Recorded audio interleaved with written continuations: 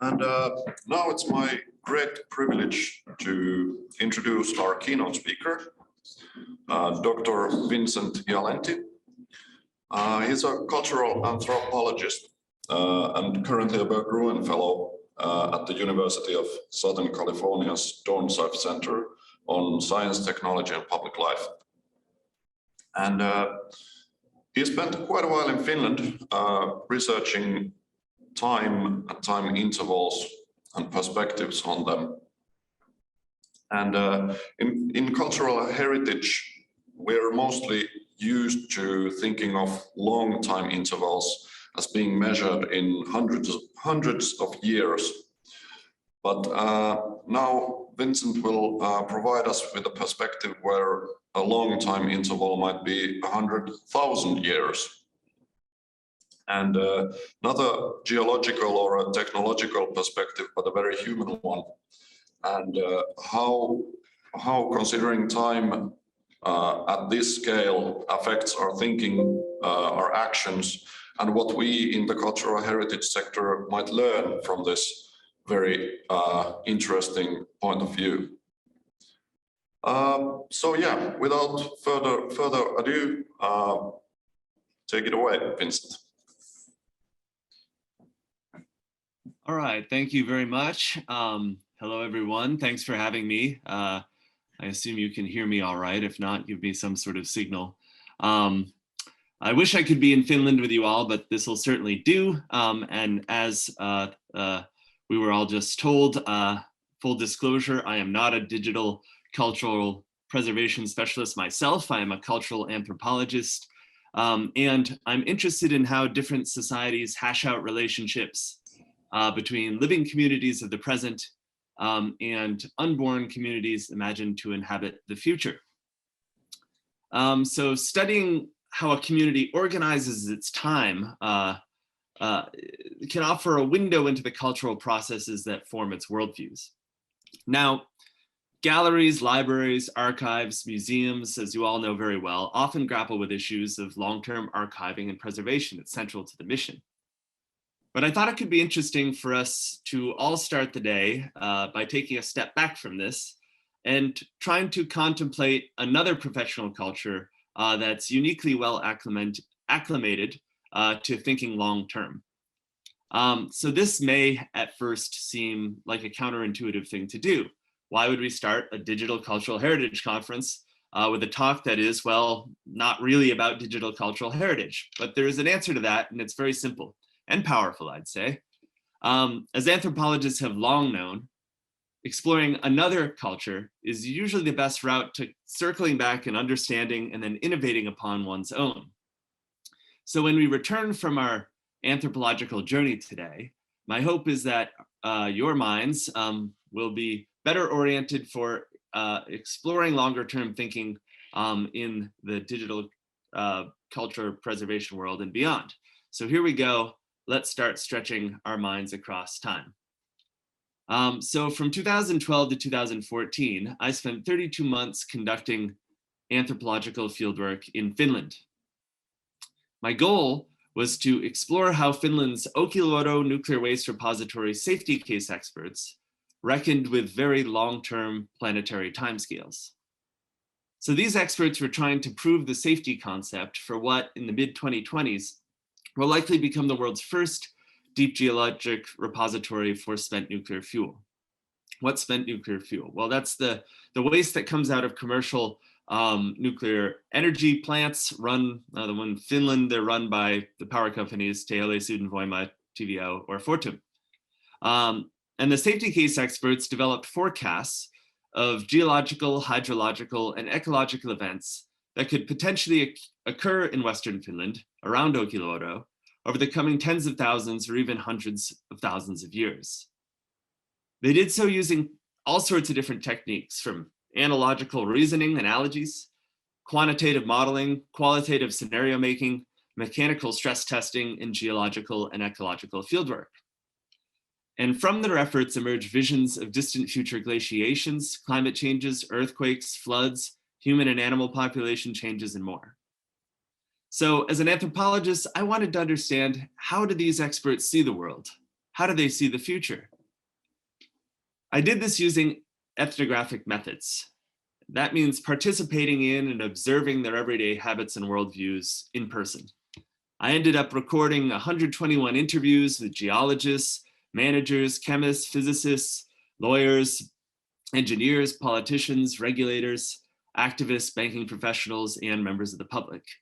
And about a year ago, MIT Press, in tandem with Penguin Random House publisher, released my book on this topic, and it's titled Deep Time Reckoning.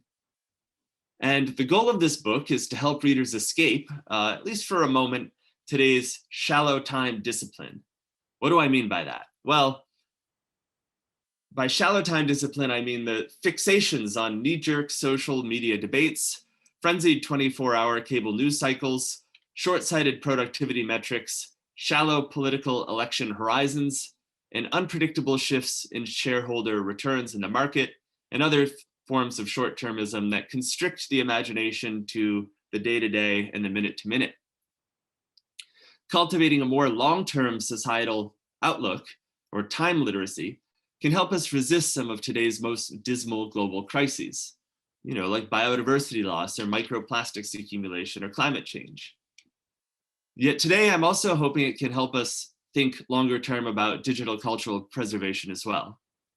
So in this spirit, let's see whether an anthropological exploration of Finnish safety case expertise can help us resist the short-sighted worldviews that produced many of the most intractable and difficult social and ecological problems of our day. So my goal is to sort of look to the safety case in Finland for lessons in reimagining our ways of thinking, acting, and dwelling to better sync our minds with our planet's radical long-term tempos. But before we get to that, let's learn a bit about Finland's spent nuclear fuel repository project. So the safety case was developed by the Finnish nuclear waste management company Posiva. Its goal was to generate technical evidence to persuade Finland's nuclear regulatory authority, STUK, to issue Posiva a construction license for the Olkiluoto repository. This repository will be located about 450 meters underground on the island of Olkiluoto in the Gulf of Bothnia. And the way this works is they're going to take the spent nuclear fuel bundles from the nuclear reactors in Finland, the 4 currently operating commercial ones. They're going to bring them to an encapsulation plant in Olkiluoto. They're going to be put in large cast iron insert pieces, and those are then going to be slid into a large copper piece, and then a cap is going to be welded on top. A copper cap is going to be welded to create a large copper capsule. It's going to be brought 400 or 450 meters into the crystalline granite bedrock around Olkiluoto, and then emplaced underground, hopefully for a very long time, in these deposition holes. And in these holes is going to be an absorbent bentonite clay, which is going to absorb the groundwater and then hopefully snugly keep the nuclear waste in place for millennia. So STUK approved Posiva's safety case for this project for constructing this in 2015, and soon after, the Ministry of Employment and the Economy issued Posiva a construction license. This made Finland the first country in the world to get to this stage of licensing a spent nuclear fuel repository. And the next iteration of the safety case will be for the operating license applications scheduled for submission in the coming months. But what's inside the safety case? Well, when you open it up, it details the repository's technical design. It reports engineering principles and strategies for the facility. And it contains all sorts of quantitative models and qualitative scenarios that forecast the facility's fate over the coming millennia.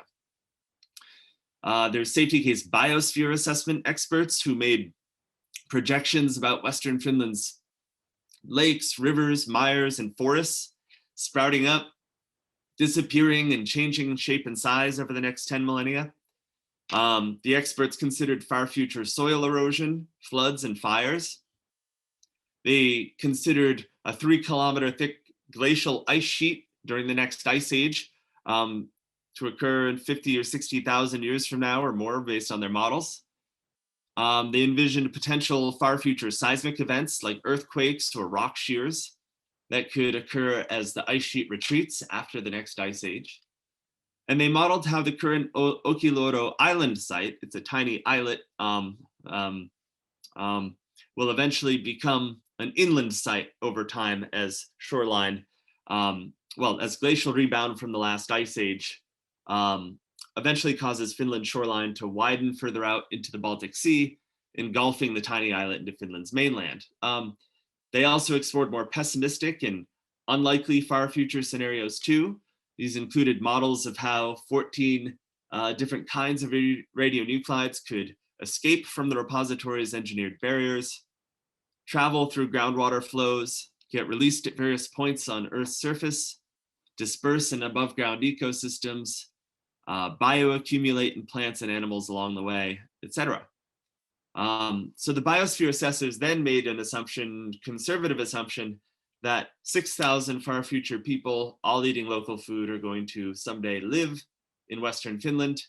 And in their models, in their simulations, they suggest that some of these 6,000 far future people, a critical group of them, may face a greater likelihood of exposure due to unlucky food selections. And then from there, they sort of argue that all of these hypothetical future people are going to be safely below Stuke's very stringent regulatory limits, even under these very unlikely worst case scenarios. After all, the safety case's goal is to persuade the regulator of something. So, okay, so now I'm in Finland and I'm studying the safety case and I'm talking to the people who create it, and I see this, how they distilled these sequences of far future scenarios and hopes and calculations and fears and data sets and dreams and models and anxieties about Finland's long-term futures into these sort of mundane, everyday artifacts of regulatory or technological paperwork. As I conducted fieldwork, this began to feel ordinary to me. So I started asking myself, what lessons could the safety case project in Finland offer other fields, industries, and other segments of society where taking a long view becomes necessary? However, when I returned to the United States in August 2014, I began to appreciate how unique the Finnish cultural situation really was. The not in my backyard or NIMBY politicking that had stopped the US Yucca Mountain repository project in its tracks in 2009 just was not that present in Finland. The Yucca Mountain project was stymied by decades of fierce litigation, political contestation, and scientific uncertainty. Memories of the US Department of Energy's history of military, industrial, settler colonialism, radiological experimentation on unwitting populations, and atmospheric nuclear weapons testing at the nearby Nevada test site lingered in the backdrop of the Yucca Mountain nuclear waste repository project's failure to be completed. The ever punctual Finland, in contrast, held very closely to the repository construction schedules it set back in the early 1980s. And this is testament to how local social and political circumstances can lay ground for executing long-term projects and undertaking long-term thinking. So in this spirit, I want to explore which aspects of Finnish culture laid sort of the groundwork for safety case experts to make these really ambitious journeys across time without caving to the onslaughts of public criticism they may have experienced elsewhere. So during my fieldwork, I met all sorts of Finns, and many of them told me about their country's warmth to centralized hierarchical organizations like nuclear power plants, public transport systems, government ministries, or the welfare state. Many Finns I met pointed to polls. They told me to look at polls casting Finland as unique in the high levels of trust in its domestic civil servants, researchers, police, educators, pilots, and engineers. Others pointed to Finland's lack of historical experience with domestic industrial disasters such as Bhopal or the BP oil spill. Finnish social scientists told me of Finland's trust in technology's ability to produce welfare, in the strong position of administrative bodies, and in the involvement of academic intellectuals in sort of creating the national ideologies in Finland. I'll also add that Finnish societal trust was a trope that's mobilized in Finland's own national branding campaigns as well. So at the end of the day, though, technocrats at Finland's Ministry of Employment and the Economy, which oversees all of Finland's nuclear sector, were among the most trusted figures in the country when I was doing fieldwork. And compare that to the US, where technocrat or bureaucrat or civil servant is a four-letter word. It's not a good thing to be. So that's not to say there wasn't domestic critique in Finland, however. Some criticized Finland's icon of the virtually infallible engineer. Others criticized their compatriots for uncritically embracing Enlightenment scientism, positivism, or the dictates of state authorities. Some hosted demonstrations like the Olkiluoto blockades, where activists blocked roads surrounding the Olkiluoto nuclear power plant. And in 2010, right before I showed up, Greenpeace even placed this monument of selfishness you may have seen in the Helsinki Park, which listed the names of eduskunta members who recently voted for expanding Finland's nuclear capacity. In 1980, the Finnish rock band Epu Normaali wrote an ironic song titled Suomi Ilmiö, or the Finland Syndrome, which criticized Finns' culture of nuclear trust. I'm sure most people here have heard that song. And still, the safety case work remained largely non-politicized. Finland's population's openness to large governance organizations and experts, from engineers to civil servants to Stuk regulators to educators to legal specialists and beyond, had created sort of a plateau of stability upon which long-term future-gazing projects or futurological projects could be carried out. But that's not a reason to idealize Finnish expertise culture too much, right? So a humanities colleague lamented to me when I was interviewing him how Finland's consensus valorizing debate culture made for boring, non-adversarial talk radio. And to her, this deterred healthy societal critique. Further, all was not necessarily well in the world of Finnish expertise culture when I was conducting my interviews. At the time, people were talking about Finland's Talvivaara mine wastewater leaks and how they spread nickel, cadmium, zinc, uranium, and aluminum into Eastern Finland's ecosystem since 2012. And the high-profile criminal case that followed it, of course, caused many to wonder if the extractive industry there really works in their interests. A scientist at VTT lamented to me how research is increasingly diluted by private interests of commercial and investment capital and workplace audits of research deliverables. A scientist at Finland's Geological Survey complained how Finland's experts increasingly waste time doing paperwork or reporting to managers who aren't necessarily scientists, and applying for funding rather than doing actual research, just constantly applying for funding. Humanities scholars worried about downsizing and increasingly precarious employment prospects.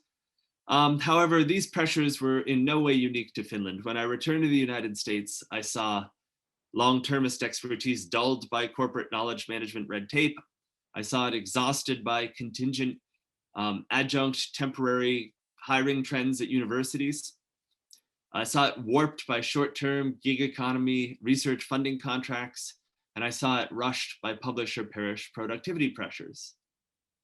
These trends have led to a worrying shallow time discipline in many expert organizations in Finland, the United States, and elsewhere. So when I returned to the US in August 2014, though, I encountered this suspicion of expertise that in Finland would have seemed almost paranoid. I got a sense that Finland's safety case experts' ambitions to reckon far future worlds would, in this other cultural context at home, likely would have been attacked from multiple angles. You see, then an anti-elite fervor was rising against US scientists and other experts, especially among right-wingers, conservatives in the US.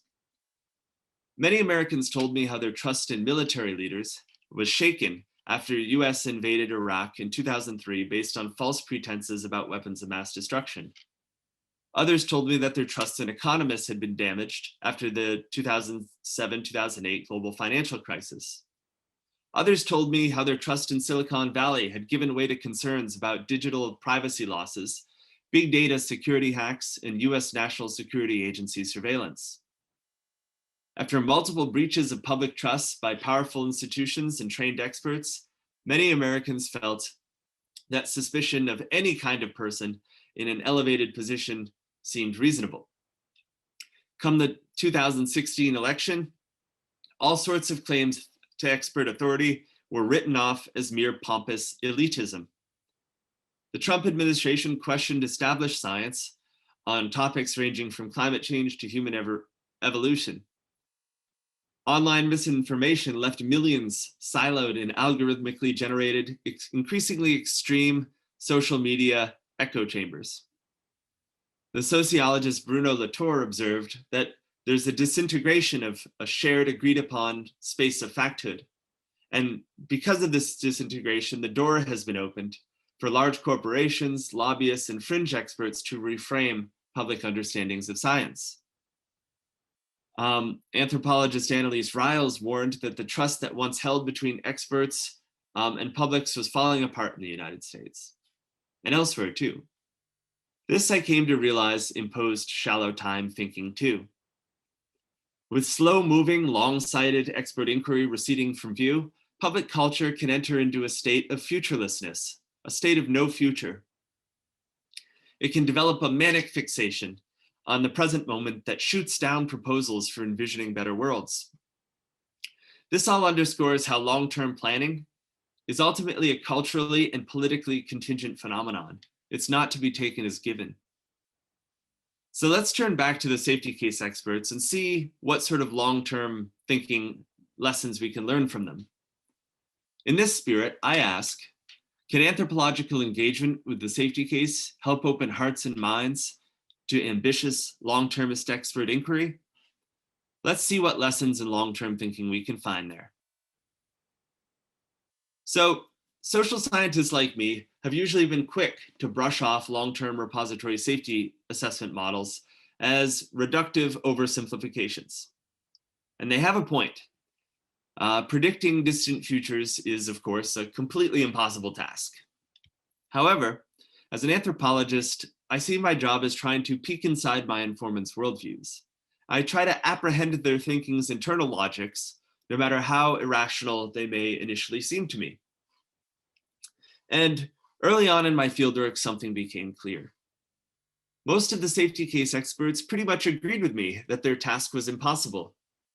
They saw it as sort of obvious that their visions of far future Finlands are reductive, somewhat subjective, and significantly shaped by current moment in history and the current moment in culture in which we live.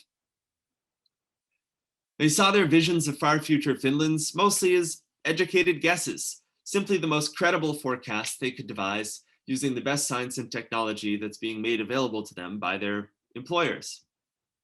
So their perspective on the future wasn't really one of naive realism or crude positivism or scientism. It was a reflective, self-critical, multi-timescale sensibility that was uniquely well-suited for navigating ambiguity, uncertainty, and unknowability. So I began extracting from the safety case expertise a set of strategies that could help publics and experts alike resist shallow time thinking, short-term thinking. I call the strategies reckonings, and each chapter of the book that came out that I mentioned ends with 5 or 6 of them. Each reckoning offers takeaway guidance that I leave behind each step of the way as I follow the safety case experts into far future Finlands. So what did I find? Well, one reckoning in my book is about how long-term thinking first requires a degree of humility. That may sound counterintuitive, but some safety case experts integrated self-critique, self-criticism, and admissions of vast uncertainty into their own reports. They did so using methods like knowledge quality assessment or sensitivity analysis. This meant sort of admitting to and then openly detailing various reductive assumptions found in their knowledge rather than trying to deny the uncertainties. The safety case didn't put forth one single overconfident model assumed to perfectly represent the far future of Finland, though its performance assessment model was kind of the main model in the safety case. Instead, it forecasted a wide series of projections about multiple potential futures. Each future was kind of weighted with a different likelihood of occurring too. So some of the people I interviewed put forth base or most likely future scenarios, variant. These are kind of reasonably likely future scenarios, or disturbance, which are really unlikely future scenarios. As my interviewees saw it, these multiple parallel visions of tomorrow can surely tell us something, but not everything, about far future Finlands. A second reckoning or lesson was about envisioning what safety case experts called multiple lines of evolution. This meant venturing several multi-pronged visions of potential future worlds, always in the plural. A skilled long-term thinker always scans the horizon for multiple ways that any given scenario or trajectory ahead of oneself can change course. A third reckoning in my book is about self-critique that doesn't paralyze action. Reaching out towards deep time's complexity will, in anthropologist Marilyn Strathern's terms, always leave remainders and analysis. These remainders can elicit even more analysis, which can leave even more remainders, which can elicit even more analysis, which leave more remainders ad nauseum, and so on forever. To navigate this uncertainty, the safety case experts had to adopt something sort of like what philosopher Emmanuel Levinas once called infinition. What's that? That's a cognitive state of openness in which radical complexity is sort of allowed to overflow the thoughts that try to think it. Yet as the safety case experts saw it, cautiously applying scientific rationality to far futures can at least add some structure to one's thoughts. It can help overcome the feelings of meaninglessness, awe, mystery, or terror that can well up when we gaze into the radically far future. But we can never trick ourselves into thinking our work is complete, because there's always more of the future to know. So the safety case experts adopted a stepwise approach of progressively developing new, improved, updated versions of the safety case that, it is hoped at least, grow more robust and accurate as the years go on, we hope. These are called iterations. So each iteration is kind of a work in progress, and a new iteration of the safety case is to be released every 10 or 15 years until Olkiluoto repositories is decommissioned around the year 2120. So that's quite a long project. Anyway, a fourth reckoning, or set of lessons, is about what my informants called multiple lines of reasoning. This means convening experts of several different fields, each with different disciplinary backgrounds, multiple teams, and creating something that is what philosopher Adrian Curie calls methodologically omnivorous. So in the safety case, if readers don't trust the models of far future ecosystems or hydrogeology, they can turn to its defense of the repository's engineered barrier system. Or they can turn to the engineering reports on the mechanical strength test done on their copper nuclear waste canisters. If the readers don't trust those reports, they can instead turn to the qualitative scenarios that detail potential far future Finlands in prose and text. So this is a strategy of strategic redundancy. It's integrating the logic of all these different fields to reduce the likelihood of one potentially inaccurate assumption in validating the wider range of projections. So to me, during my fieldwork, this multi-perspective form of multidisciplinary future gazing was a refreshing counterpoint to the kind of short-sighted, short-termist scientism that produced many of the social and environmental problems we're facing today. And over time, I became optimistic that Finland's safety case experts' spirit of pragmatism, long-termism, and multi-timescale awareness can offer expert-driven guidance for fostering long-term thinking, even outside of Finland and even outside of the nuclear sector. So let's delve a little deeper into what I mean by that. Let's explore how anyone, can integrate deep time thinking into their everyday lives. This will require us to take a look at one more line of safety case reasoning, and then trying to kind of replicate features of those thinking processes or thinking patterns in our everyday lives.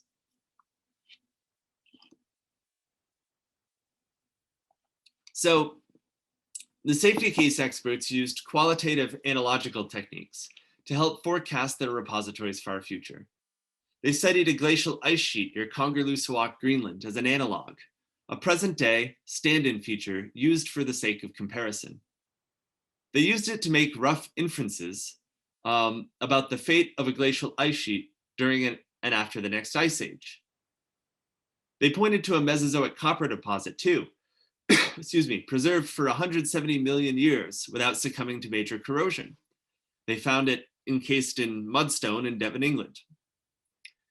This mudstone became an analog for the repository's copper nuclear waste canisters. Then they studied Lake Lappajärvi. That's a crater lake that resulted from a meteor crashing into Finland roughly 73 million years ago. And they approached that as an analog for how Finland's landscape could change over the next several ice ages. Yet my informants also developed what they called archaeological analog studies. They pointed to a 2,100-year-old human cadaver found in China, surrounded by clay and discovered alongside wood, vegetables, silk, and meat. And they were interested in the clay's capacity to preserve the body and the artifacts. They reported the body to be well preserved. Its abdominal organs were intact and its skin was still completely there. Some of its joints were still movable without it ever being mummified. The vegetables and meat were only partially decomposed. The clay had made a airtight seal around all those things. So the safety case experts recast the cadaver and the artifacts as analogs for how the bentonite clay that's going to surround the nuclear waste canisters deep beneath Olkiluoto might preserve nuclear waste canisters over thousands of years. Now there's problems with this, of course, right? Because there are differences, of course, between a cadaver and nuclear waste, namely nuclear waste produces heat. A cadaver does not, we hope, produce that amount of heat. And so there are differences between the two scenarios. So a lot of the people I interviewed had kind of different perspectives on what is a valid versus invalid analogy. So I did a lot of studying on the making and breaking of analogies as well. But anyway, they also studied other things like a bronze cannon from the shipwrecked 17th century Swedish warship, like the Kronen, which was submerged for almost 3 centuries in Baltic seawater and seabed. And then the cannon became an analog for how Finland's and Sweden's copper nuclear waste canisters will or will not corrode in the future. They also studied 2,000-year-old Roman nails that were unearthed in Scotland as analogs for determining whether nuclear waste canisters' cast iron components will corrode in the future. So during my fieldwork, I found myself following these analogies widely across time. Yet I also explored their limits. There's obviously limits to what a bronze cannon submerged in the sea for centuries can really tell us about a copper nuclear waste canister buried in granite bedrock for millennia. There's limits to what natural copper found in mudrock in Devon can really tell us about manufactured copper canisters found in clay in Olkiluoto. So many saw the differences between the repository components and their analogs as simply too vast to make reasonable analogies between them. One informant noted how safety case experts sort of cherry-picked analog examples to support their arguments and spent very little time scouring the globe for counterexamples that could call the repository concept into question. That said, deep time analogies still have something to teach us, I think, even if they can never offer us anything close to certainty. What they do offer is sort of a concreteness that's at least more tangible than empty speculation about the future. So inspired by nuclear waste analogs, my book puts forth even more thought experiments called reckonings. They ask, what if we were to integrate far-sighted analogies like these into our day-to-day thought patterns? Could we refine our deep time reckoning skills that way? Could doing intellectual exercises comparing objects across time and space help publics reflect on the similarities and differences between past, future, and present day worlds? Can analogs help us speculate about what our home regions might look like tens of thousands, hundreds of thousands, or even millions of years from now? I didn't have to travel very far from my previous workplace, which was in Washington, D.C., as I was writing the book, to start making these analogies across time. For example, in 1922, excavators were clearing ground for building the nearby Mayflower Hotel, and when they did, they found fossilized bald cypress trees 20 feet below the surface. These trees lived to be 1,700 years old, and they'd grown roughly 100,000 years ago. And back then, America's capital city was a literal swamp. Today, 4 bald cypresses, planted in the mid-1800s, grow in Lafayette Square right near the White House. When I walked by them, the trees became sort of analogical resources I could draw upon to help me think more widely across time. They gave me these kind of ancient tree imageries I could envision when reimagining the US capital city as a prehistoric marshland.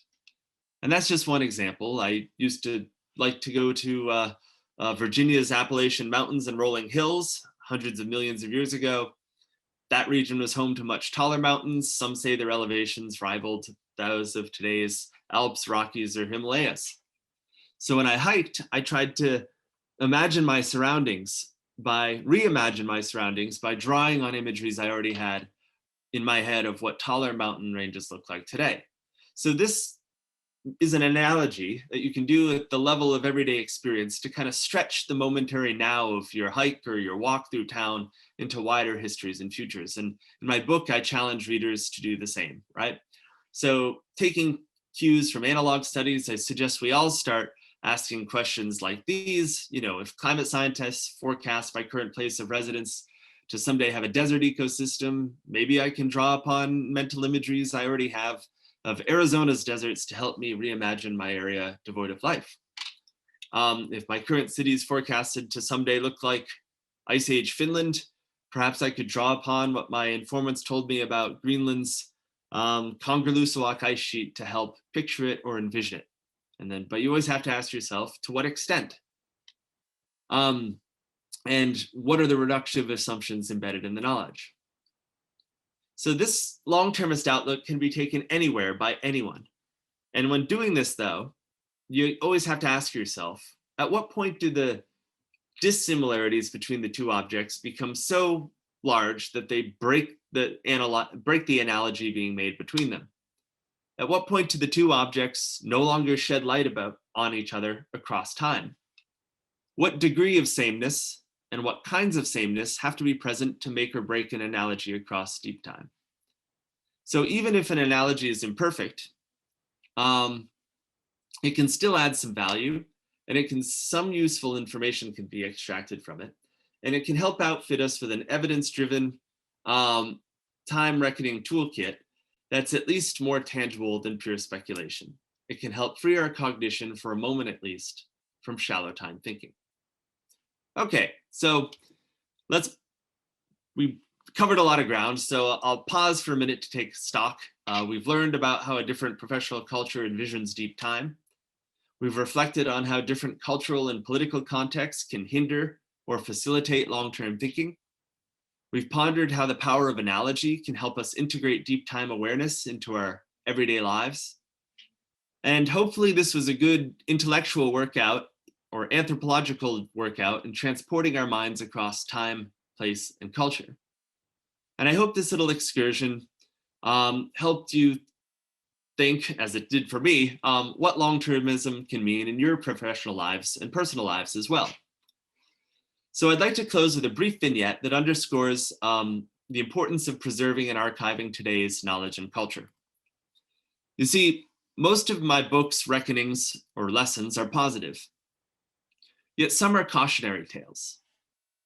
The last chapter explores how a safety case project was thrown off course for months in 2005 when a prolific key expert died unexpectedly. To protect his identity, I named him Seppo. A leader in the safety case since the 1980s, Seppo was reputed for his prolific modeling skills. Yet he was known for his temper, caustic personality, and acerbic straightforwardness, his directness.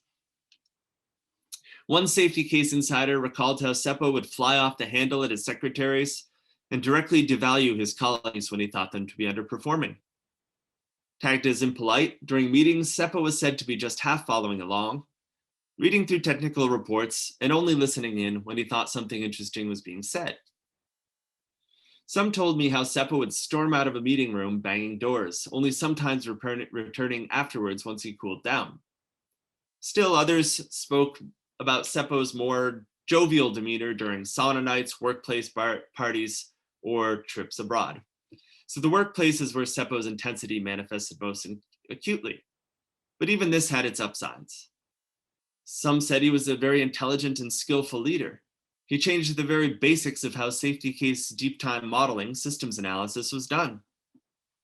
And one informant put it this way: what really angered people was that, even being all these ambiguous things, Seppo was usually right. Another noted how Seppo had the brains, will, and aggressiveness to get the job done. So when Seppo died in a 2005 fall on the ice in Helsinki, it dealt the safety case a serious blow. It put the project to a temporary but screeching halt. And efforts to revive the safety case experts' workflows took months. Some had to search through folders in Seppo's computer to find clues of his lost thinking. Others had to look at margin notes he scribbled in earlier drafts of his reports. And then Posiva had to hire several new personnel to replace him. During fieldwork, I tracked how safety case experts summoned memories of Seppo. His specter was still sort of haunting their scientific community. He was still there. People were asking, what would Seppo do here? What would Seppo do there? The afterlives of Seppo's expertise still existed in the present as these kind of gaps in knowledge left behind by an expert who didn't really like to document how he did his work. Seppo possessed wide-ranging knowledge of the project's big picture and how all the safety assessment models fit together, but he mostly delegated tasks to employees, and it didn't really groom them as proteges able to take over for him if he were to leave work. So he was sort of the project's puppet master, pulling the strings. So this, when he suddenly died, unfortunately and tragically, it was all the more destabilizing for the organization. Posiva's efforts to forecast future worlds, ironically, were destabilized by inattention to a future certitude, which is human mortality. This underscores how challenging it can be to look death in the eye and to build intellectual infrastructures that can outlast any particular human lifespan. In my book, I advocate adopting an ethic of predecessor preservation, carefully tending to and disseminating insights from deep time reckoners like Seppo, so their contributions to long-termism don't die off upon their deaths. This will require the work of knowledge managers, archivists, databasing experts, and more. However, it also reminds us of a deeper point that I think it's fitting to conclude with. It's that before we can reckon the Earth's radically long-term future, we must first reckon with the fragility and fleetingness of human knowledge. It's a fragile thing, human knowledge. We must do our best to save, store, preserve, and protect fragile human knowledge, be it Finnish cultural heritage or safety case modeling know-how or whatever. This spirit of carefully tending to intergenerational knowledge continuity, I think, should be seen as one of our short-sighted age's most crucial long-termist goals. And that's all for now. Thank you very much.